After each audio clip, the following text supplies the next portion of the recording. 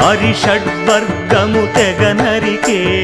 హరిఖడ్గం ఇది నందకము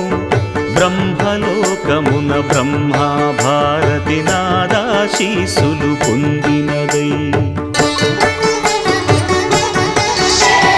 శివలోకమున చిద్విలాసమున ఘమరుధ్వనిలో గమకితమై దివ్య సభలలో నవ్యలాస్యముల భూవంతుల చేవంతి గయగసి నీరద మండల నారద తుంగుర మహతీ గానపు మహిమలు తెలిసి సితహిమ కందర యతిరాట్ సభలో తపఃఫలముగ తడుకు